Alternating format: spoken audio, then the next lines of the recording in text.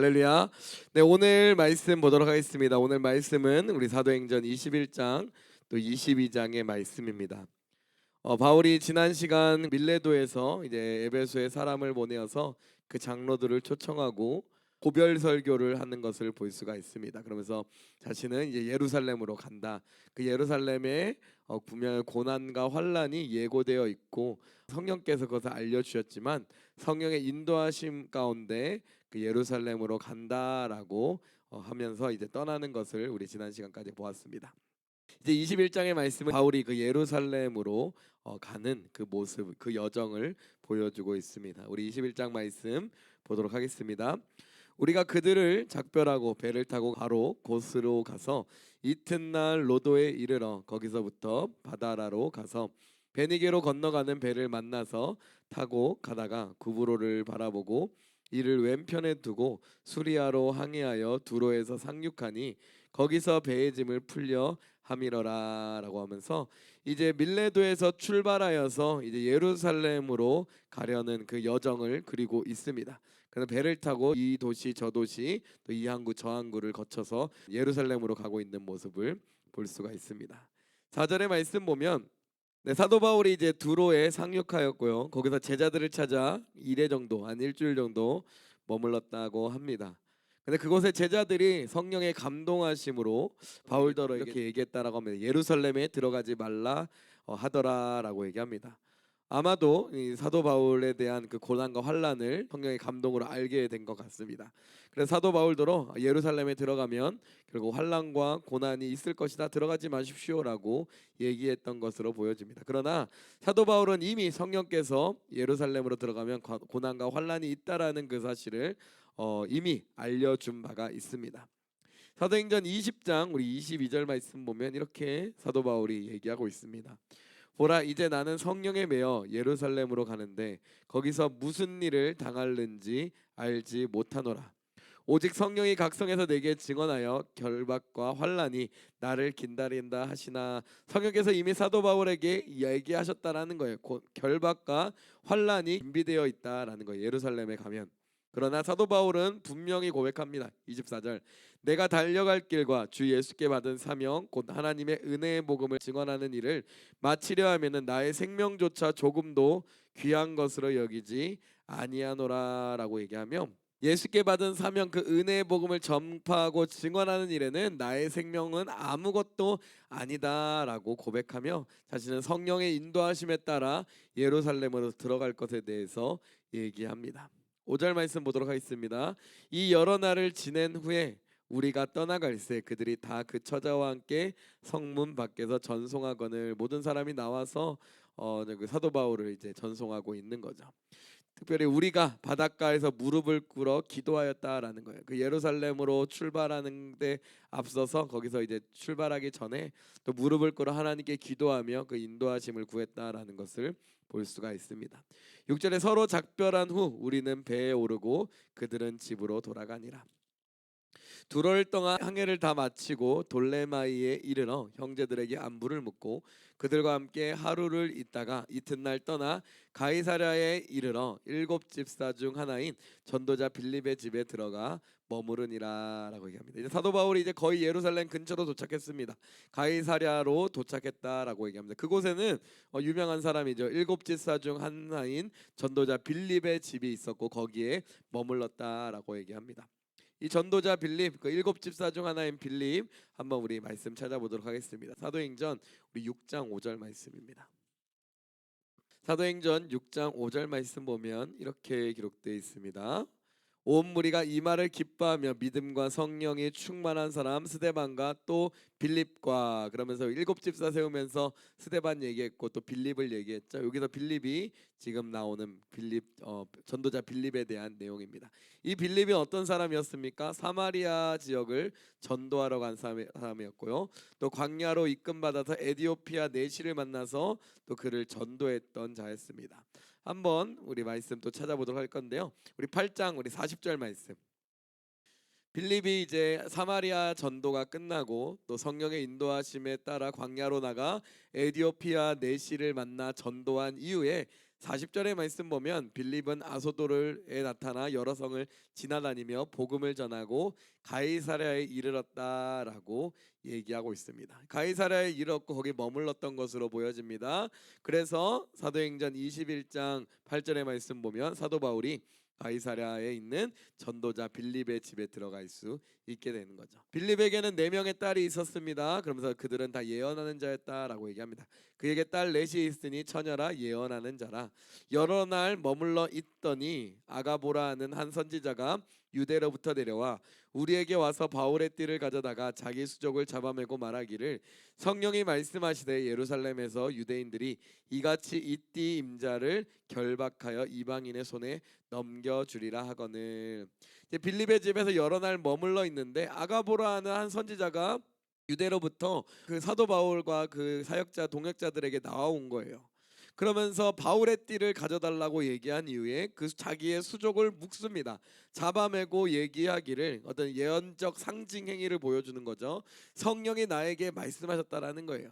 예루살렘에서 유대인들이 이같이 이 띠 임자 즉 사도 바울을 결박하여 이방인의 손에 넘겨주리라 하거늘이라고 하면서 결국 사도 바울이 예루살렘에 들어가 유대인들로 인하여서 환난과 고난으로 묶임 받아서 이방인 손에 넘겨질 것이다라고 예언하는 것입니다. 어떤 예언적인 상징 행위를 통하여서 성령께서 자신에게 말씀하셨던 것을 예언하고 있는 거죠. 실제로 이 아가보의 예언은 그대로 성취가 되죠. 결국 이방인에게 유대인들로 인하여서 이방인에게 넘겨지지만 결국 이방인들의 넘겨짐을 통하여서 사도 바울이 어디까지 가서 전도할 수 있게 됩니까? 로마까지 가서 전도할 수 있게 됩니다. 하나님의 그 놀라운 섭리 안에서 모든 것이 이루어지는 것이었고요. 사도 바울은 이 하나님의 놀라운 섭리를 알았기 때문에 아까 전에 읽었던 말씀 사도행전 20장 24절과 같이 고백할 수가 있는 것입니다. 내가 달려갈 길과 주 예수께 받은 사명 곧 하나님의 은혜의 복음을 증언하는 일을 마치려 하면은 나의 생명조차 조금 더 귀한 것으로 여기지 아니하노라. 사도 바울도 예루살렘으로 돌아가며 환난과 고난이 있다는 걸 명확히 알았습니다. 성령께서 이미 알게 하셨습니다. 그럼에도 불구하고 성령의 인도하심에 따라 사도 바울은 예루살렘으로 들어가기를 주저하지 않습니다. 근데 바울의 동역자들은 그러하지 않았던 것 같아요. 12절의 말씀 보면 우리가 그 말을 듣고 그곳 사람들과 더불어 바울에게 예루살렘으로 올라가지 말라 권하였다라고 얘기합니다. 그 고난과 환란이 있다라고 얘기하니까 이건 들어가지 말라는 뭐 성령의 신호 또 하나님의 신호일지 모릅니다. 가지 마십시오. 막 이렇게 계속 권면을 했다라는 거죠. 근데 13절에 바울이 얘기합니다. 대답하되 여러분이 어찌하여 울어 내 마음을 상하게 하느냐라고 얘기합니다. 사도 바울은 분명히 얘기합니다. 이것은 고난과 환난은 그냥 나에게 예비된 것이고 이 또한 인도하심이다라는 거예요. 너희들이 걱정하고 막 울고 오히려 그 당신들의 울음을 통하여서 내 마음을 상하게 하지 말라라고 얘기합니다. 그러면서 사도 바울이 이렇게 고백합니다. 나는 주 예수의 이름을 위하여 결박당할 뿐 아니라 예루살렘에서 죽을 것도 각오하였노라 하니라고 얘기합니다. 그러면 사도 바울의 정말 그 출사표와 같은 그 얘기를 하고 있는 거죠. 나는 주 예수의 이름을 위하여 그건 아무것도 아니다. 나는 죽을 각오도 하며 예루살렘으로 들어가는 것이다라고 얘기합니다. 그러면서 이제 그 바울의 결단을 들은 동역자들은 그가 권함을 받지 아니함으로 이렇게 고백합니다. 우리가 주의 뜻대로 이루어지다 하고 그쳤노라. 결국 모든 것이 하나님의 뜻 가운데 이루어지고 하나님의 섭리 가운데 모든 것이 인도함 받기를 기도한다라고 얘기를 합니다. 이러한 모습 이런 기도의 마지막의 모습은 예수님의 기도를 생각나게 합니다. 누가복음 22장 우리 42절 말씀 한번 찾아보도록 하겠습니다. 누가복음 22장 42절 말씀 보면 이렇게 기록되어 있습니다. 이르시되 아버지여 만일 아버지의 뜻이거든 이 잔을 내게서 옮기시옵소서. 그러나 내 원대로 마시옵고 아버지의 원대로 되기를 원하나이다 하시니라고 얘기합니다. 예수님을 닮은 초대교회 사도 바울뿐만 아니라 그런 동역자들도 결국에는 모든 것이 하나님 뜻대로 이루어지고 하나님의 인도하신 가운데 하나님의 계획들이 성취되기를 구하며 기도를 마무리하고 있습니다. 15절 말씀 보도록 하겠습니다. 이 여러 날 후에 여장을 꾸려 예루살렘으로 올라갈새 가이사랴의 몇 제자가 함께 가며 한 오랜 제자 구브로 사람 나손을 데리고 가니 이는 우리가 그의 집에 머물러 함이라. 이제 예루살렘으로 이제 가이사랴로 떠나서 예루살렘으로 들어가려고 하고 있습니다. 17절의 말씀 보면 이제 예루살렘에 이르렀다라고 얘기합니다. 20장 16절 말씀 잠깐 한번 찾아볼게요. 20장 16절 말씀 보면 바울이 이렇게 얘기합니다. 바울이 아시아에서 지체하지 않기 위하여 에베소를 지나 배를 타고 가기로 작정하였으니 이는 될 수 있는 대로 오순절 안에 예루살렘에 이르려고 급히 가미러라. 사도 바울은 오순절 전에 예루살렘에 이르기를 원했습니다. 그래서 실제로 17절 말씀 보면 예루살렘에 이르렀고요. 그 오순절 전에 그 계획대로 이루어진 것을 볼 수가 있습니다. 그래서 예루살렘에 이르고 형제들이 우리를 기꺼이 영접하였다라고 얘기합니다. 또 그 이튿날 바울이 우리와 함께 야고보에게로 들어가니 장로들도 다 있더라라고 얘기합니다. 야고보, 예수님의 동생 야고보를 얘기하는 거죠. 예루살렘 초대교회의 수장 또 감독의 역할을 감당했던 이 야고보에게 찾아갑니다.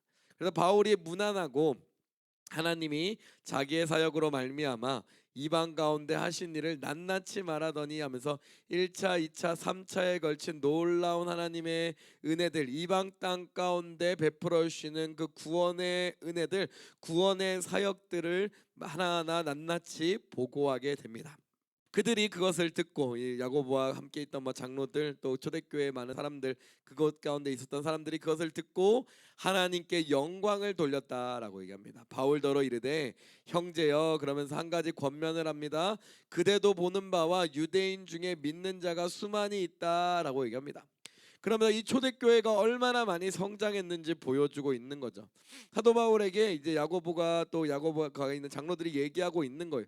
유대인 중에 예수 그리스도를 믿는 자가 수만 명이나 있다라는 거예요. 근데 그들의 특징은 다 율법의 열성을 가진 자라, 율법을 준수하고 철저히 지키는 자라라고 얘기를 합니다. 그러면서 21절에 바울에 대한 여러 가지 이 오해가 이 예루살렘 안에 유대인들 안에 있다라는 사실을 알려줍니다. 21절 보면 내가 이방에 있는 모든 유대인을 가르치되 모세를 배반하고 아들들에게 할례를 행하지 말고 또 관습을 지키지 말라 한 다음을 그들이 들었도다라고 얘기합니다. 그러면서 사도 바울이 이방에 있는 모든 유대인들에게 모세의 율법을 안 지켜도 되고 자녀들에게 할례를 행하지 않아도 되고 여러 가지 관습이나 절기를 지킬 필요가 없다라고 주장한다라는 오해가 있다라는 거예요. 그러나 사도 바울은 그랬나요? 사실 그렇지 않았죠. 특별히 할례 문제에 대해서도 우리 사도행전 16장 3절 말씀 보면 사도 바울은 얘기하고 있죠. 바울이 그를 데리고 디모데입니다. 떠나고자 할새 그 지역에 있는 유대인으로 말미암아 그를 데려다가 할례를 행하니 이는 그 사람들이 그의 아버지는 헬라인인 줄 다 알미러라 라면서 그 어머니가 유대인인 디모데에게 할례를 베푼 것도 볼 수가 있다라는 거예요. 그래서 사도 바울에 대한 이러한 21절과 같은 얘기는 사실 유대인들의 잘못된 유대인들의 어떤 오해죠. 또 사도 바울의 대적자들의 오해인 거고 또 대적자들이 또 바울의 어떤 사역과 가르침을 오해하고 곡해하고 소문내고 잘못된 소문을 내고 있는 것을 우리가 알 수가 있는 거죠.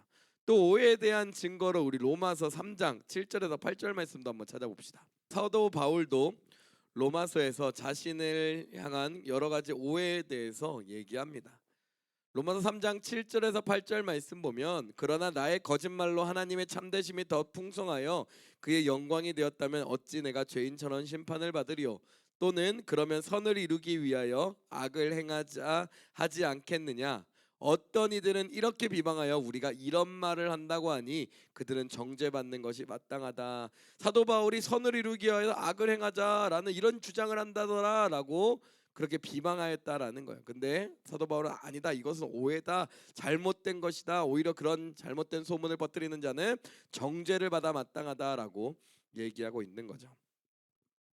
여기서도 야고보가 사도 바울에게 얘기하고 있다라는 거예요. 너가 모세와 유대인이 가르치는 모세를 배반하고 할례를 행하지 않고 여러 가지 절기를 어긴다라는 소문이 있다라는 거야. 그러면 22절 얘기합니다. 그러면 어찌할꼬 그들이 필연 그대가 온 것을 들으리니 우리가 말하는 이대로 하라. 서원한 네 사람이 우리에게 있으니 그들을 데리고 함께 결례를 행하고 그들을 위하여 비용을 내어 머리를 깎게 하라. 그러면 모든 사람이 그대에 대하여 들은 것이 사실이 아니고 그대도 율법을 지켜 행하는 줄로 알 것이다라는 거예요. 그러면서 이러한 오해가 있다라면 너가 예루살렘으로 왔을 때 정말 사람들에게 정말 위협이 될 수 있고, 그래서 이제 초대교회 지도자들이 얘기하는 거예요. 그러면 어찌할꼬 그들이 필연 그대가 온 것을 들으니 우리가 말하는 이대로 하라. 서원한 네 사람이 우리에게 있다라는 거예요.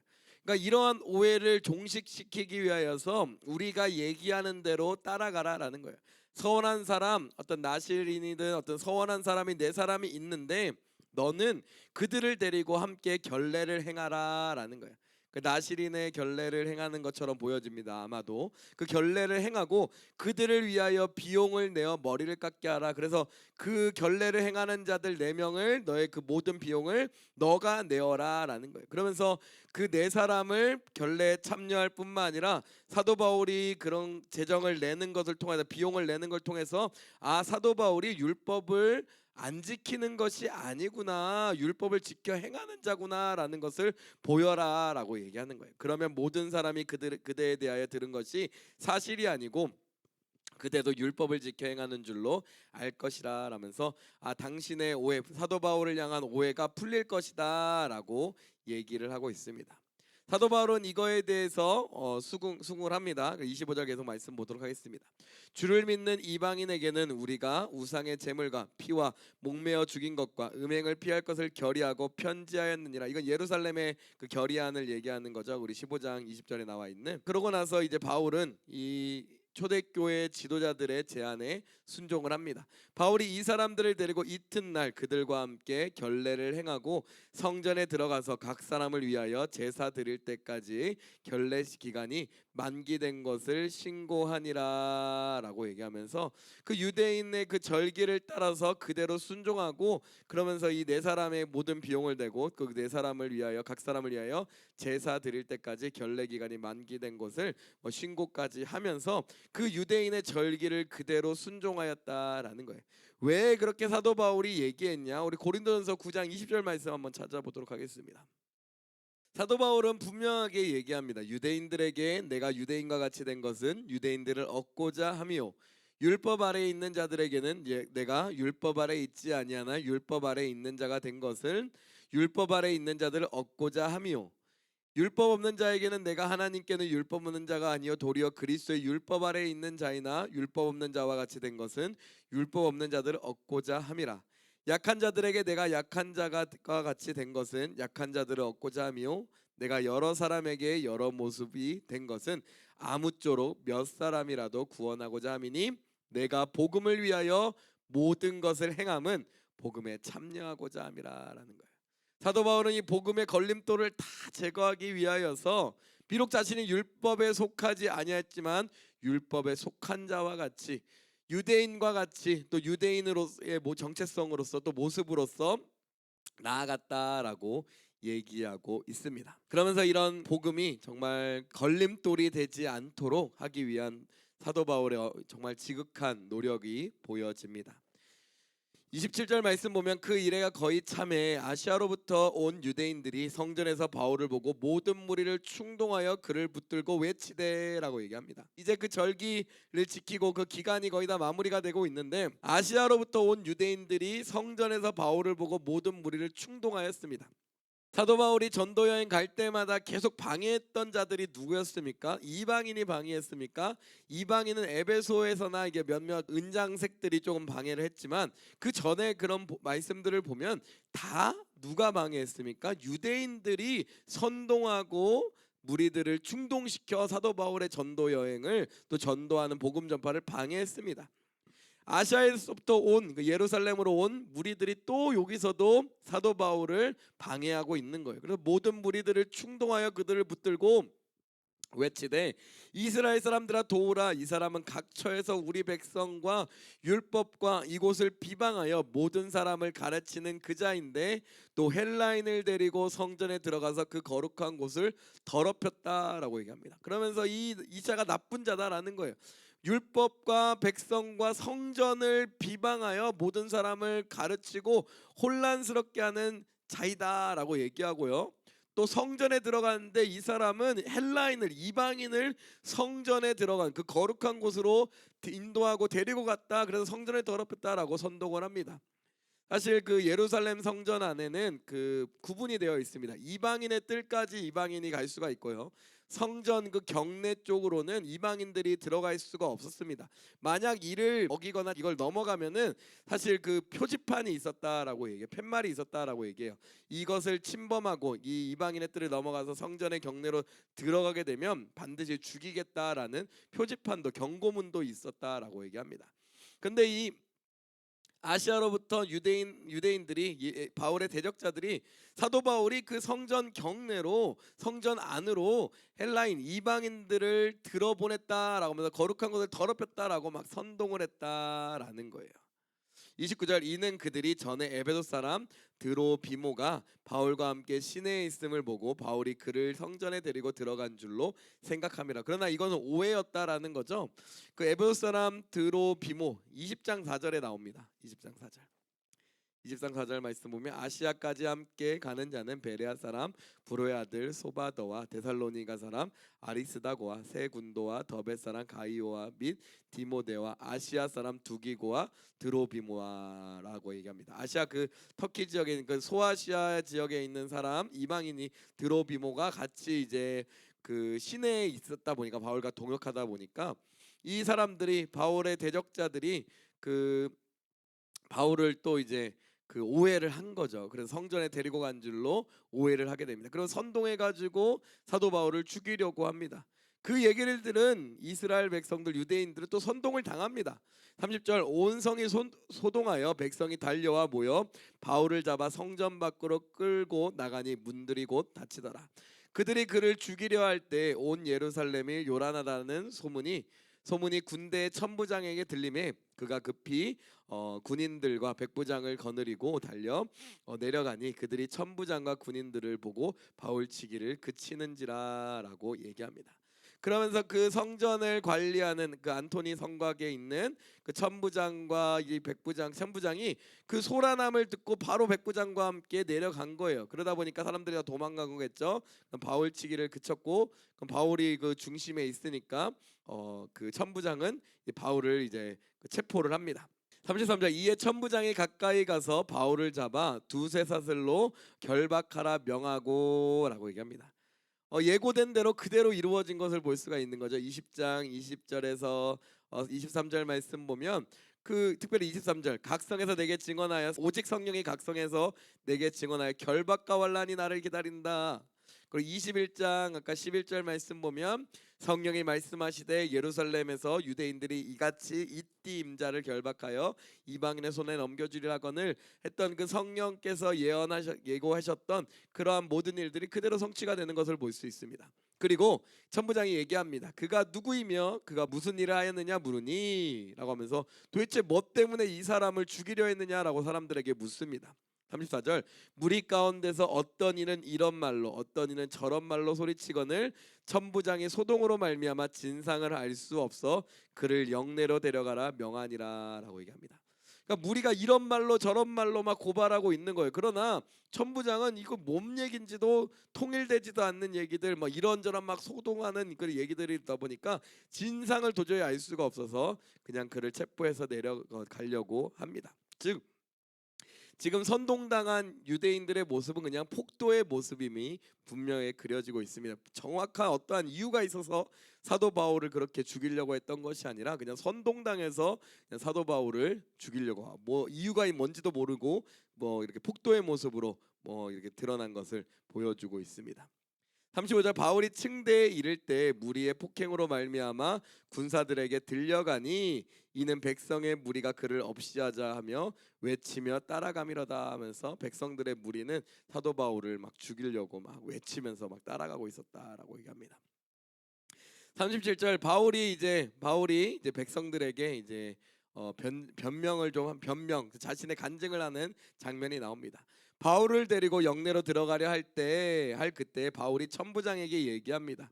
내가 당신에게 말할 수 있느냐 이르되 내가 헬라 말을 아느냐. 천부장에게 사도 바울이 얘기하는 거죠. 근데 헬라 말로, 그리스어로, 이제 헬라 말로 그 당시 통용되는 언어로 천부장이 얘기했던 것으로 보여집니다.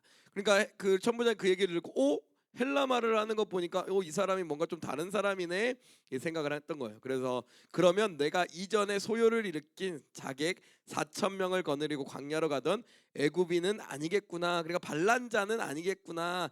자객 4천 명 직역하면은 시카리 교도 4천 명이라는 얘기입니다. 그래서 그 시카리, 우리 옛날에 뭐 영화 아라비안 나이트 보면은 그 짧은 칼 얘기하는 시카리라는 칼이 있죠. 칼을 가진 그 무리 4천 명, 극렬한 그 열심당원을 지칭하는 단어인데, 그 열심당원과 또 소요를 일으킨 그 혁명을 주도했던 그 애굽인은 아니겠구나라고 얘기하는 겁니다. 왜냐, 헬라말을 할 줄 아니까. 39절, 바울이 이르되, 그러면서 자신이 어떤 자인지 얘기합니다. 나는 유대인이라 소읍이 아닌 길리기아 다소시의 시민이니 청컨대 백성에게 말하기를 청하라 하니. 나는 유대인이지만 다소 시민이다. 그래서 이제 유대인 이제 헬라 말도 할 줄 아는 것을 어필하고 있는 거죠. 천부장이 그 얘기를 듣고 허락합니다. 그 얘기를 바울이 층대 위에 서서 백성에게 손짓하여 매우 조용히 한 후에 히브리 말로 말하기를 시작합니다. 천부장에게는 헬라 말로 이제 내가 이제 이 사람들에게 얘기 좀 할 수 있을까요?라고 제안했고요. 또 층대 위에 올라가서 이제 히브리 자기 동족들에게 이제 얘기를 합니다. 그러면서 조용히 하고 나서 히브리 말로 말았다라고 얘기합니다. 사실 정확하게는 아마도 히브리 말은 아니었을 것입니다. 왜냐하면 그 당시 언어로 서로 얘기하는 단어는 사실 말은 아람어였기 때문인 거죠. 그러니까 아마 히브리 말로라고 표현되어 있지만 아마도 이 의미는 히브리 사람이 알아들을 수 있는 말로 말하니라라는 의미에 더 가까울 거예요. 그래서 아람 말로 아마 그 히브리 사람들에게, 유대인들에게 얘기했을 것입니다. 그러면서 이제 사도 바울이 연설을 합니다. 부형들아, 내가 지금 여러분 앞에서 변명하는 말을 들으라라고 하면서 자신의 간증을 고백합니다. 그들이 그가 히브리 말로 말함을 듣고 더욱 조용히 한지라. 이어 이르되, 나는 유대인으로 길리기아 다소에 났고 이성에서 자라 가말리알 문화에서 우리 조상들의 율법의 엄한 교훈을 받았고 오늘 너희 모든 사람처럼 하나님께 대하여 열심히 있는 자라라고 얘기합니다. 사도 바울이 자신의 출신을 밝힙니다. 나는 유대인이다. 그러나 이제 외국 도시인, 헬라 도시인 다소에서 태어났다. 그러나 나는 이성에서 자랐다. 이성은 여기서 예루살렘을 얘기합니다. 나는 이 예루살렘에서 자랐고 특별히 가말리엘 문화에서 자랐다. 가말리엘의 제자다라는 거예요. 그래서 우리 조상의 율법의 엄한 교훈을 받았을 뿐만 아니라 오늘 너희 모든 사람처럼 하나님께 대하여 열심히 있던 자였다라고 얘기합니다. 그래서 4절에 고백하길, 내가 이 돌을 박해하여, 내가 전하는 그 복음 그리스도 기독교를 박해하여 사람을 죽이기까지 하고 남녀를 결박하여 옥에 넘겼다라는 거예요. 그러니까 자신은 유대인이면서 가말리알 문화생으로서 율법의 엄한 교훈으로 하나님에 대하여 열심으로 살아왔던 자였고, 또 이전에는 예수 그리스도를 믿는 자를 박해하여 죽이고 결박하여 옥에 넘기기까지 했던 자였다라는 거예요. 이것에 대해서 대제사장들과 모든 장로들이 나의 증인이다라는 거예요. 또 내가 그들에게 다메섹 형제에게 가는 공문을 받아가지고 거기 있는 자들도 결박하여 예루살렘으로 끌어다가 형벌받게 하려고 내가 열심을 내서 다메섹에 가가지고 그곳에 있는 그리스도인도 잡아오려고 했다라고 얘기를 하고 있는 거예요. 자신의 간증을 얘기합니다. 그러면서 자신이 그 다메섹 가는 길에서 부활하신 예수 그리스도를 만난 얘기를 합니다.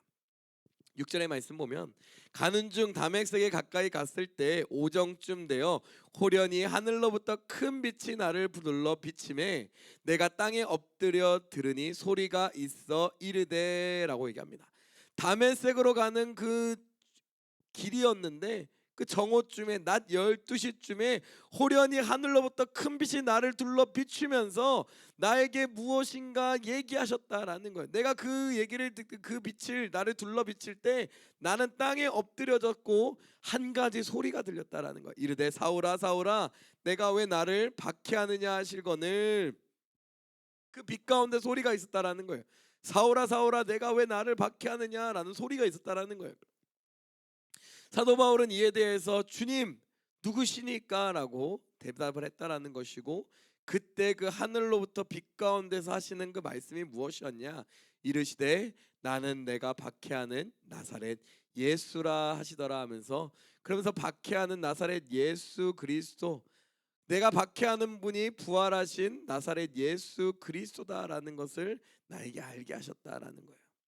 그래서 9절에 나와 함께 있는 사람들이 빛을 보면서도 나에게 말씀하시는 이의 소리는 듣지 못하였다, 이해하지 못하였고, 뭔가 빛이 비춰지면서 뭔가 일이 일어나고 있는데 어떠한 소리가 나는지 어떠한 소리가 들리는지 그것을 이해하지 못하였다라고 얘기하고 있습니다. 그러면 10절에 내가 이르되 주님 무엇을 하리까? 주께서 이르시되 일어나 다메섹으로 들어가라. 내가 해야 할 모든 것을 거기서 누가 이르리라 하시거늘이라고 하면서, 그 부활하신 예수 그리스도께서 사도 바울을 다메섹 도상에서 만나서 다메섹에 가면 그곳에서 한 사람을 보낼 것이고 그 사람이 너가 해야 할 모든 것을 알려줄 것이다라고 얘기를 하셨다라는 그 간증을 그 유대인들의 동족들에게 얘기하고 있습니다. 11절 나는 그 빛의 광채로 말미암아 볼 수 없게 되었으므로 나와 함께 있는 사람들의 손에 끌려 다메섹에 들어갔노라. 율법에 따라 경건한 사람으로 거기 사는 모든 유대인들에게 칭찬을 받는 아나니아라는 이가 내게 와 곁에 서서 말하되 형제 사울아 다시 보라 하거늘 즉시 그를 쳐다보았노라.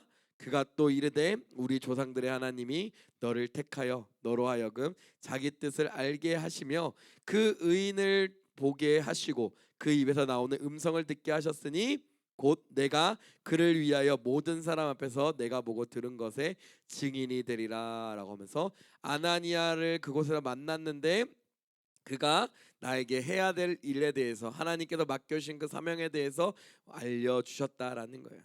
너가 예수 그리스도를 위하여 모든 사람 앞에서 내가 보고 들은 것에 증인이 될 것이다 라고 하면서 예수 그리스도의 그 부활의 증인이 될 것이다 라고 사도 바울에게 얘기했다라는 거예요. 16절 이제는 왜 주저하느냐, 일어나 주의 이름을 불러 세례를 받고 너의 죄를 씻으라 하더라 라고 얘기하면서, 결국 그 예수 그리스도를 만나서 주 예수를 주로 고백하며 주의 이름을 불러서 세례를 받았고 그 죄 씻음 받았고, 우리가 그 사도행전 그 말씀을 통해서 보면 알지만 그 성령의 충만함을 받아서 즉시로 나가서 예수는 하나님의 아들 그리스도 주시다라는 것을 증언하였다라는 것을 우리가 볼 수 있죠. 그러면 17절에 후에 내가 예루살렘으로 돌아와서 성전에서 기도할 때 황홀한 중에 봄에 주께서 내게 말씀하시되 속히 예루살렘에서 나가라. 그들은 내가 내게 대하여 증언하는 말을 듣지 아니하리라 하시거늘 하면서, 성령께서 나에게 말씀하셨다라는 거예요. 하나님께서 우리에게 나에게 말씀하셨다라는 거예요. 너는 예루살렘으로 떠나라, 예루살렘에서 나가라라고 얘기했다라는 거예요. 왜냐하면 이 유대인들은 그 말씀을, 복음의 말씀을 듣지 않는다라고 얘기합니다. 19절 내가 말하기를 주님 내가 주를 믿는 사람들을 가두고 또 각 회당에서 때리고 또 주의 증인 스데반이 피를 흘릴 때 내가 곁에 서서 찬성하고 그 죽이는 사람들의 옷을 지킨 줄 그들도 아나이다 라고 얘기합니다. 나더러 또 이르되 떠나가라 내가 너를 멀리 이방인에게로 보내리라 하셨느니라 라고 하면서, 결국 사도 바울은 하나님의 그 부르심 안에서 이방인의 사도로 부름받아 이방 땅에서 예수 그리스도를 증거하는 사도로서 세워진 것에 대해서 얘기하며 자신의 간증들을 그 유대인들 그 자신의 동족들에게 얘기하고 있는 거예요. 나는 다메섹 도상에서 부활하신 예수 그리스도를 만났다. 이전에 나의 삶은 그 예수 그리스도를 믿는 자를 박해하는 율법에 열심히 있는 자였지만 나는 다메섹 도상에서 부활하신 예수를 만났고 예수가 그리스도이시고 메시아인 것을 알게 되었다. 그래서 나는 그리스도인이 되었고 이후에 예수님의 명령에 따라 이방인에게 가서 복음을 전하는 자가 되었다라고 고백을 하는 거예요. 자신의 간증을 막 고백하고 있는 거예요. 22절 이 말 하는 것까지 그들이 듣다가 그 동족들이 듣습니다. 근데 바울의 간증을 듣기가 싫었던 거예요. 그래서 소리질러 이르되 이러한 자는 세상에서 없애버리자 살려둘 자가 아니라 하여 떠들며 옷을 벗어 던지고 티끌을 공중에 날리며 막 소란을 핍니다. 이를 보고 천부장이 바울을 영내로 데려가라고 명하고 그들이 무슨 일로 그에 대하여 떠드는지 알고자 하여 채찍질로 신문하라 한대라고 얘기합니다. 그래서 사도 바울이 이제 영내로 들어가서 이제 채찍질 당하면서 신문 당할 위기에 처해 있습니다. 근데 25절 가죽줄로 이제 바울을 매면서 이제 채찍질 하려고 그럽니다. 근데 바울이 곁에 서 있는 백부장에게 얘기합니다. 사도 바울은 로마 시민이었습니다. 그래서 로마 시민은 재판 없이 고문을 당하거나 막 채찍질 당하거나 그렇게 정죄당할 수가 없었어요. 그래서 너희 이렇게 얘기하는 겁니다. 로마 시민 된 자를 죄도 정하지 아니하고 채찍질할 수 있느냐라고 얘기를 하는 거죠.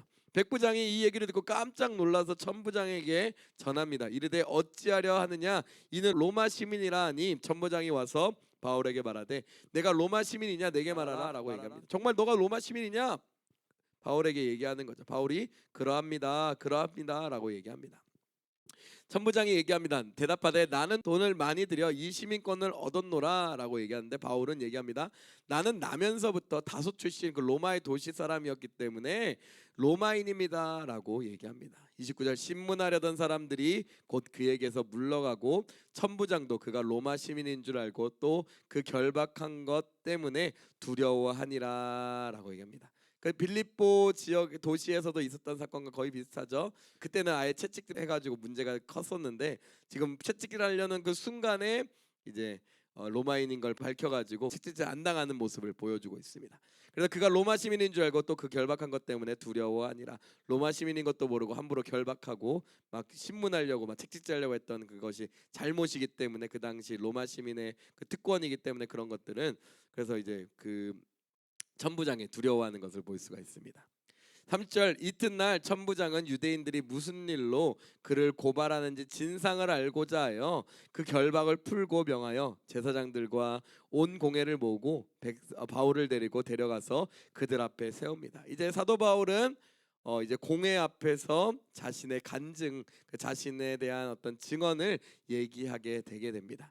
23장 말씀 계속 보면 바울이 공회를 주목하여 이르되 여러분 형제들아 오늘까지 나는 범사의 양심을 따라 하나님을 섬겼노라 하거늘라고 얘기하면서 사도 바울은 공회 앞에서 얘기합니다. 나는 그 양심에 따라 하나님께서 주신 그 양심에 따라 지금까지 그 양심에 순종하면서 하나님을 올바르고 바르게 섬겼다라고 얘기합니다. 그때 대제사장 아나니아가 바울 곁에 서 있는 사람에게 그 입을 치라 명합니다. 대제사장 아나니아는 그 사도 바울의 얘기가 듣기 싫었던 거죠. 그래서 그 입을 치라고 명령을 합니다. 바울이 얘기합니다. 이르되 회칠한다며 하나님이 너를 치기를 원하노라 치시기로다 라면서 하나님이 너를 치실 것이다. 내가 나를 율법대로 심판한다고 앉아서 율법을 어기고 나를 치라 하느냐 하니 하면서 아니 율법대로 재판받고자 이 자리에 섰는데 감히 그 정죄가 되지도 않았는데 죄가 정말 드러나지도 않았는데 그 율법을 어기고 나를 치라고 그렇게 막 매질하려고 하느냐 이것은 아니다라는 율법을 어기는 것이다. 그래서 회칠한담이다라고 얘기하고 있는 겁니다. 레위기 19장 15절 말씀 참고해서 보면 이것이 무슨 의미인지 알 수가 있습니다. 19장 15절에 분명하게 하나님께서는 그 율법의 말씀을 통하여서 이렇게 얘기합니다. 너희는 재판할 때 불의를 행하지 말며 가난한 자의 편을 들지 말며 세력 있는 자라고 두둔하지 말고 공의로 사람을 재판할지라 라면서 공의로 재판하고 그러니까 지금으로 따지면 무죄 추정의 원칙들이 적용이 돼야 되는데 그러니까 공의로 심판해야 되는데 그냥 그 하나님을 섬겼다라는 그 말에 화가 나가지고 바울의 입을 치라고 명하는 것은 잘못된 율법을 어기는 것이다. 그래서 너는 회칠한답니다라고 사도 바울이 얘기한다라는 거예요. 근데 곁에 선 사람들이 말하되 하나님의 대제사장을 내가 욕하느냐라고 하면서 대제사장을 욕하느냐 너 이거 대제사장에게 회칠한 무덤이라고 하는 건 정말 잘못된 거다. 하나님의 말씀에 따라 잘못된 거다라고 사람들이 얘기했다라는 거예요. 근데 바울이 얘기합니다. 이르되 형제들아 나는 그가 대제사장인 줄 알지 못하였노라. 나 대제사장인 줄 알지 못했어. 기록되었을 때 너의 백성의 관리를 비방하지 말라 하였느니라 하더라. 출애굽기 22장 28절 말씀 참고해서 백성의 관리들을 비방하지 말 것에 대해서 그 권위에 대해서 비방하지 말 것에 대해서 말씀하셨지. 근데 나는 그 말씀에 순종하는 자지만 지금 이 사람이 대제사장인 줄 몰랐어라고 얘기하고 있는 거예요. 이것이 사실 비꼬는 것인지 정말 모르는 것인지는 명확하지는 않습니다. 그렇지만 어쨌든 간 바울이 이렇게 얘기하고 있는 장면을 보여주고 있는 거죠. 근데 사도 바울이 오랜 그 사역이 있긴 했겠지만 그 대제사장에 대해서 충분히 알 가능성이 있었던 것으로 보입니다. 그러면서 어떻게 보면 이것을 율법을 어기는 그런 대제사장의 모습에 대해서 얘기하고 있는 것일 수 있습니다. 대제사장이라면 말씀 지켜야 하는 거 아니야? 아, 말씀 안 지키는 걸 보니 아, 대제사장이 아닌 줄 알았어. 이렇게 얘기하는 걸 수도 있어요. 어쨌든간 사도 바울이 지금 그 예루살렘 공회와 또 천부장과 함께 재판을 당하고 있는, 재판을 보고 있는 그런 모습을 보여주고 있는 것이고요. 그러면 사도 바울은 정말로 하나님의 말씀에 계속해서 순종하면서 그 재판의 순간에서도 계속해서 그 하나님의 말씀에 온전히 순종하고 있는 모습을 보여주고 있습니다. 바울이 이제 그 재판장에서 한 가지 얘기를 합니다. 그 중에 일부는 사두개인이요, 그 다른 일부는 바리새인인 줄 알고 공회에서 외쳐 고백합니다. 외쳐 이릅니다. 여러분 형제들아, 나는 바리새인이요 또 바리새인의 아들이라 죽은 자의 소망 곧 부활로 말미암아 내가 신문을 받노라라고 얘기합니다. 그러면서 이 공회 안에 성전을 중심으로 한 사두개인들이 있었고요. 그 다음에 이제 바리새인들이 있었는데 두 사이에 이제 신학적인 차이가 있습니다. 사두개인들은 모세 오경만 믿었던 자였어요. 근데 바리새인들은 모세 오경뿐만 아니라 예언서든 그 여러 가지 그 전승들을, 그 랍비의 문헌들, 그 전승들을 다 믿었던, 그 다 그것을 자신의 신앙의 기준으로 삼았던 자들이었어요. 그래서 그들이 극심한 차이를 보였던 것은 뭐냐? 죽은 자의 소망, 그 부활에 대한 얘기 차이였는데 사두개인들은 이 부활에 대해서 믿지 않았습니다. 그러나 바리새인들은 그 부활에 대해서 믿었었죠. 바울은 이 부분을 알고 있었습니다. 그러면서 그 재판 상황을 이제 자신의 어떤 분위기로, 또 자신의 어떤 의도대로 또 타개하기 위하여서 이렇게 얘기하는 거예요. 나는 바리새인이요 또 바리새인의 아들이라 죽은 자의 소망 곧 부활로 말미암아 내가 신문을 받는다라고 이렇게 주장을 합니다. 그러니까 내가 지금 신문을 받는 이유는 죽은 자의 부활을 전했기 때문이다라는 거예요. 사실 맞는 말이죠. 죽은 자의 부활, 예수 그리스도의 부활을 전했기 때문에 사실 사도 바울이 이렇게 고통을 당하는 것이죠. 근데 그 말을 할 때 바리새인들과 사두개인들 사이에 다툼이 생겨서 무리가 나누어집니다. 왜냐하면 바리새인은 부활도 없고 천사도 없고 영도 없다 얘기했고요. 바리새인들은 부활도 있고 천사도 있고 영도 다 있다라고 주장했기 때문입니다.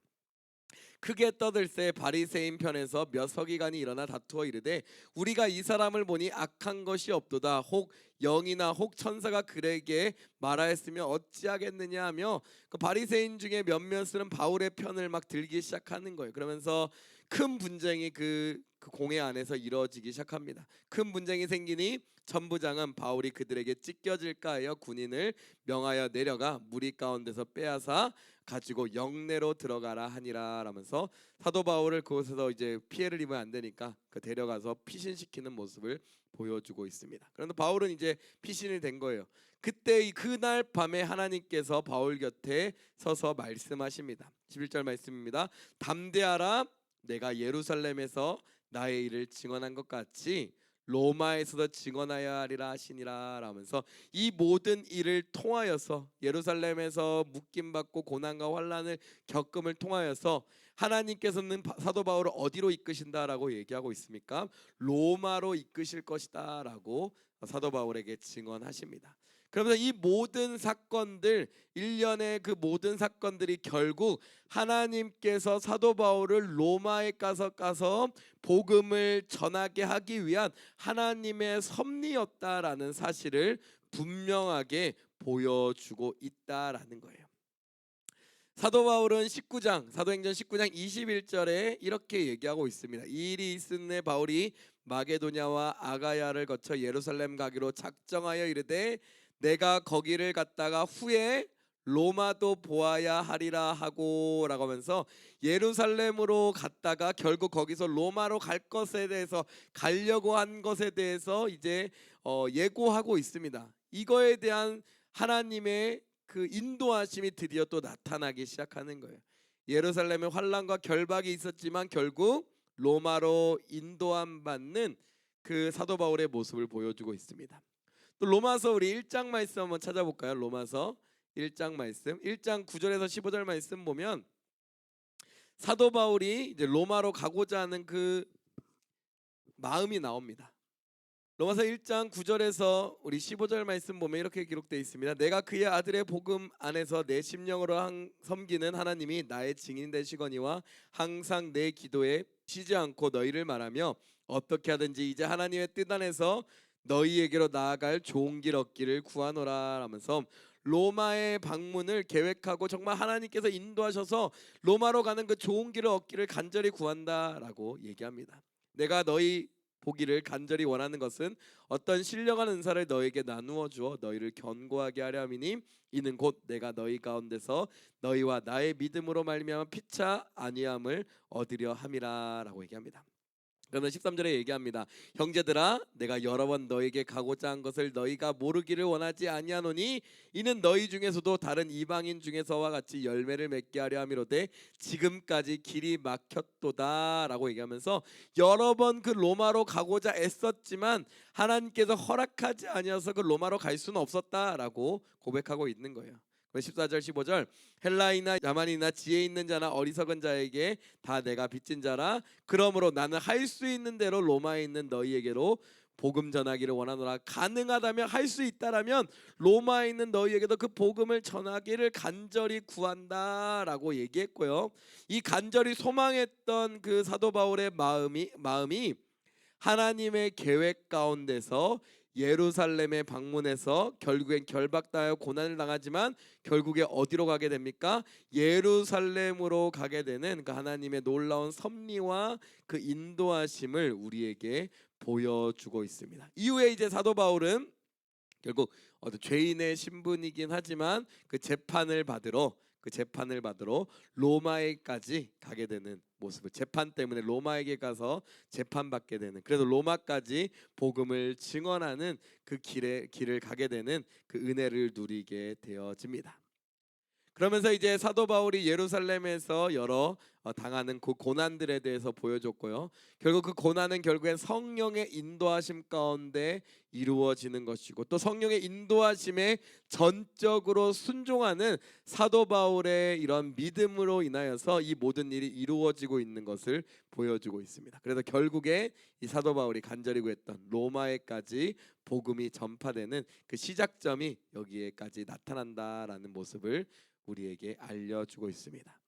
그러면서 이 하나님의 놀라운 섭리는 세계 선교의 그 모든 것의 인도하심과 구심점이 되고 있는 거예요. 그래서 바울의 모든 사역 가운데 그 모든 것이 성령의 인도하심 가운데 이루어지고 있으며 사람의 인간적인 눈으로 봤을 때 고난과 환난이 보여질지라도 다가올 것이 예고될지라도 이 모든 것은 무엇이냐? 하나님의 놀라운 크신 계획 가운데, 크신 섭리 가운데, 열방을 향한 세계 선교 가운데 이루어지고 있는 하나님의 계획인 것이다라는 것. 그것을 우리가 말씀을 통해 깨닫고 날마다 그 믿음, 모든 것이 하나님의 섭리와 계획 가운데서 이루어지는 것이구나. 우리의 선교와 우리의 이런 하나님 나라의 확장과 이 모든 일들도 결국 하나님께서 일하고 계시는 것이구나. 결국 우리가 해야 될 것은 믿음으로 순종해 나아가는 것이구나라는 사실을 마음속 깊이 깨달으시는 우리 성도님들 되시기를 예수 이름 간절히 축원하고 기도드립니다. 주기도문 하심으로 우리 시작 강해 마치도록 하겠습니다. 하늘에 계신 우리 아버지여, 이름이 거룩히 여김을 받으시오며 나라가 임하시오며 뜻이 하늘에서 이루어진 것 같이 땅에서도 이루어지이다. 오늘날 우리에게 일용할 양식을 주옵시고 우리가 우리에게 죄 지은 자를 사하여 준 것 같이 우리의 죄를 사하여 주옵시고 우리를 시험에 들게 하지 마옵시고 다만 악에서 구하옵소서. 대개 나라와 권세와 영광이 아버지께 영원히 있사옵나이다. 아멘.